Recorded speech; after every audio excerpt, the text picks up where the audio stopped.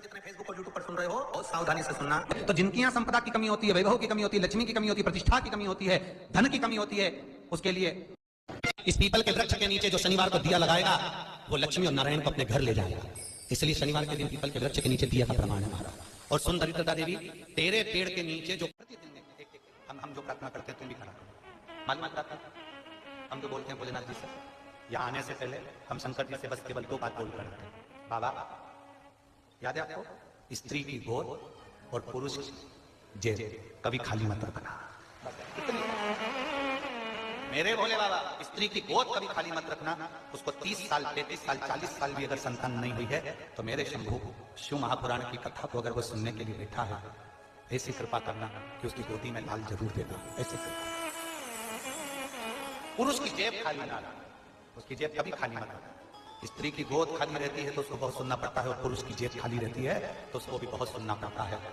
लोग धुतकारते हैं, स्त्री को भी अगर बच्चा नहीं है तो धुतकार देते हैं। कोई अपने बच्चे उसकी गोद में नहीं देता। पुरुष की जेब खाली है तो कोई नहीं पूछता, धुतकार। आपके घर में छोटे से बच्चा जन्म ले, उसके कान में एक बार श्री शिवाय नमस्तुभ्यम बोला करो। कारण उस बच्चे का बाल बांका नहीं हो सकता, उसे बड़ी बीमारी घेर नहीं सकती। अगर उसके कान में जन्म के समय पर श्री शिवाय नमस्तुभ्यम का स्मरण करा, पंचाक्षर मंत्र नमः शिवाय, षडाक्षर मंत्र ओम नमः शिवाय अगर बोला गया है, उस बच्चे का बाल बांका नहीं हो सकता, उसको होगा ही।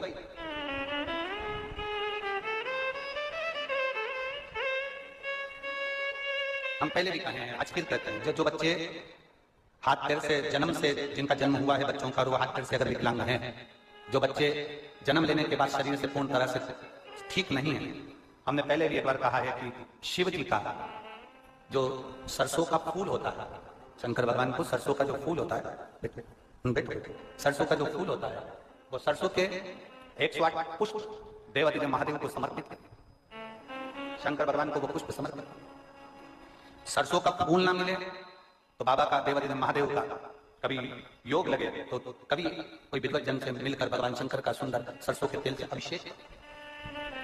शिव तत्व की प्राप्ति, ये एक उपाय यूट्यूब पर आपको मिल जाएगा। एक लौंग, एक कमलगट्टा, एक काली मिर्च का जो उपाय था सरसों के तेल वाला, वो यूट्यूब पर मिलेगा। प्रयास करना, उसके साथ में मेहनत करना।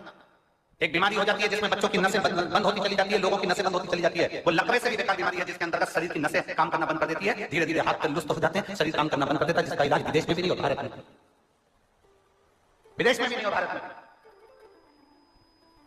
उसमें भी सरसों के तेल का प्रयोग बहुत जरूरी है। थोड़ा मालिश करना पड़ेगा। डॉक्टर कहेंगे कि हड्डी मजबूत हो जाती है, नसें मजबूत हो जाती है, कड़क हो जाएगी, फिर वो काम की, तो वैसे भी तो शरीर कड़क हो रहा है, वैसे भी तो शरीर बेकार हो रहा है, उसको उस पर नाभि में 2 बूंद डालकर तेल मालिश कर। शिव जी का अगर कुबेरेश्वर धाम का रुद्राक्ष मिल जाए, उस रुद्राक्ष को तांबे की कलश में जलाइए, शंकर जी पे चढ़ाइए, उस जल को उस बच्चे को आचमन कराइए।